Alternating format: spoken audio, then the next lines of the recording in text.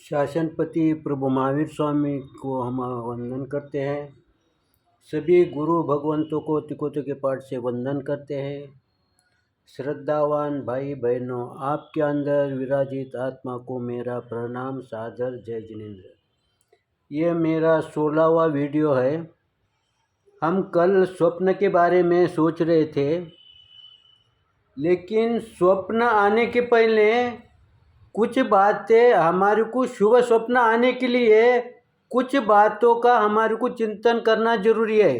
कौन सा चिंतन? जैसे इन्होंने यहाँ पर धारनी रानी कैसे थी, लक्षण युक्त थी, तो फिर हम क्या करना चाहिए? अगर मेरे को शुभ स्वप्न आना है तो मेरे लक्षण यानी कौन से लक्षण?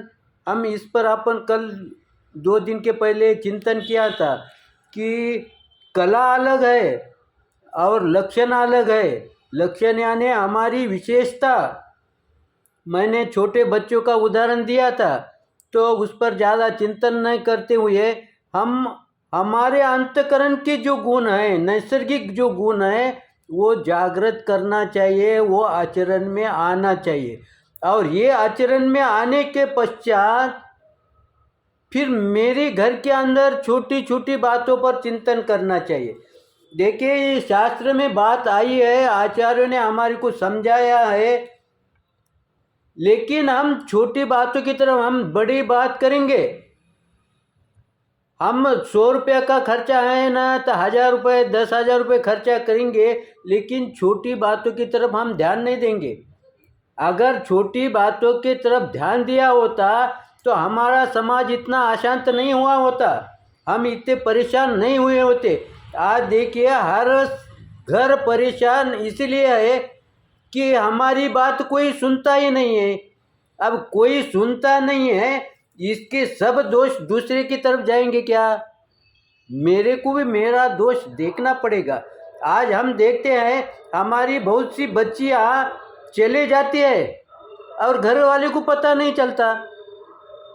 जब दूसरे को पता चलता है लेकिन घर वाले को पता नहीं चलता, इसका मतलब क्या है कि हमने उसकी छोटी बातों की तरफ ध्यान नहीं दिया। हम सिर्फ पैसा कमाने के इस चक्कर में हम बच्चे को क्या चाहिए, वो क्या कर रही है, इसके तरफ हम ध्यान नहीं दिया। वैसे ही लड़के के बारे में भी हम ये ध्यान नहीं दिया कि वो क्या कर रहा है, उसको किसकी आवश्यकता है। आज हम देखते हैं 20-20, 25, पहले तो 20-22 साल के हो गए तो शादी होती थी। आज 25-30 साल की बच्चा लड़का लड़की होने के पश्चात भी उनकी शादी नहीं हो रही है।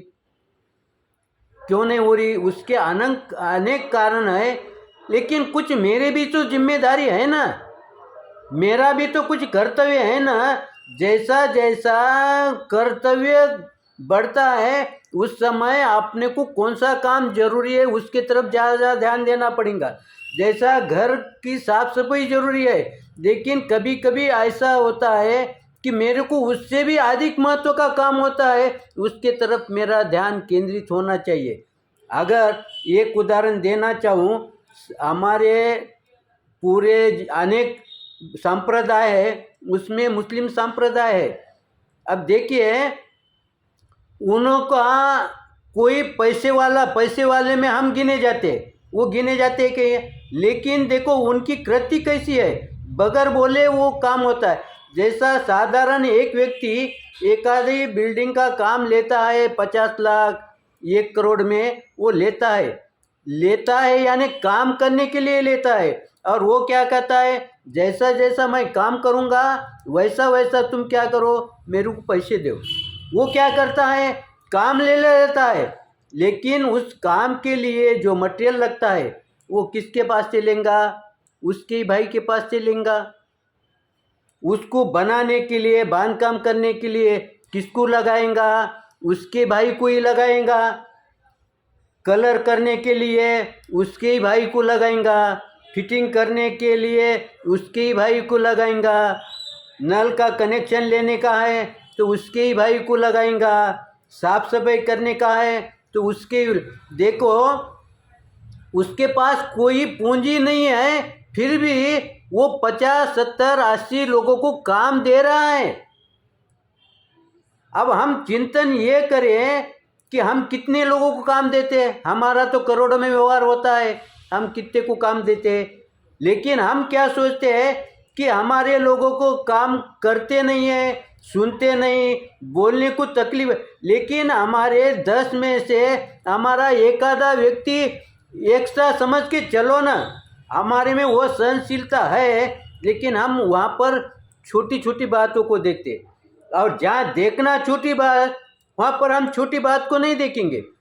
अब उसका देखो, वो 60-70 लोगों को काम देता है ना, तो उस समय वो उतने लोग उसके अनुकूल बन जाते हैं।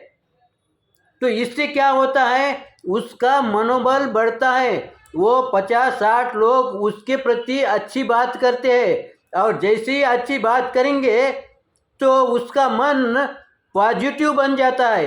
पहले मन पॉजिटिव बना कि फिर वचन पॉजिटिव बनेंगे।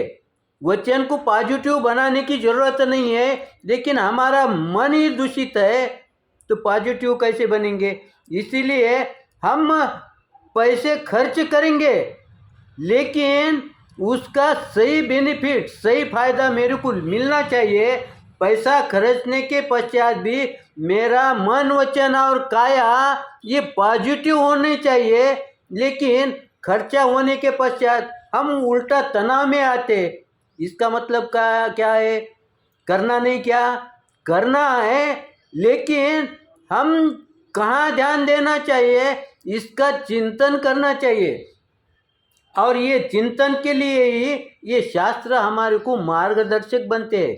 जैसे ही तुम्हारा मन जैसा जैसा पॉजिटिव बनेगा, वैसे वैसे शुभ सपना आएंगे, और जैसे ही शुभ सपना आएंगे तो वैसे ही हमारे को जो बच्चे हैं उनको बोलना नहीं पड़ेगा। देखिए, यहाँ पर स्वप्न का दृष्टांत देखने के पश्चात उनको पुत्र प्राप्ति हो गई, और वो पुत्र की उन्होंने क्या किया, शादी वगैरह कर दिया। दहेज कुछ कम आया क्या, करोड़ों में दहेज आया ना। इतना दहेज आने के पश्चात पहले ही वो पैसे वाला है, फिर भी उस ससुराल पक्ष से उसको अनंत गुना संपत्ति प्राप्त हुई, फिर भी वो कहाँ चले गया। जब युवा अवस्था हो गया, शादी हो गई, कुछ दिन संसार वगैरह किया, संसार वगैरह करने के पश्चात वो कहाँ चले गए, संतों के दर्शन को। वो उसके किसका रिश्तेदार है, वो कृष्ण का रिश्तेदार है। कृष्ण ने उनसे कहा क्या, मैं दर्शन के लिए जा रहा हूँ, तू दर्शन को चल, ऐसा बोला है क्या। हम बोलने के पश्चात भी हमारे साथ बच्चे नहीं आते हैं, और उनके बच्चे बगैर बोले वो संतों के दर्शन को जाते हैं। क्या फिर उनको पैसे का मोह नहीं, क्या उनको परिवार का मोह नहीं क्या। लेकिन जिस समय उनका मोह है, जिस समय पैसे की ज़रूरत है, उस समय वो प्राप्त हुआ। जिस समय शादी होना, उस समय उनकी शादी हो रही। तो हमारे क्या हो रहा है, सब काम हो रहे हैं, लेकिन समय छोड़ के हो रहे, समय पर नहीं होता। जैसा हम खेती करते हैं, समय पर उसमें मशागत हो गई तो वो फसल अच्छी आएगी।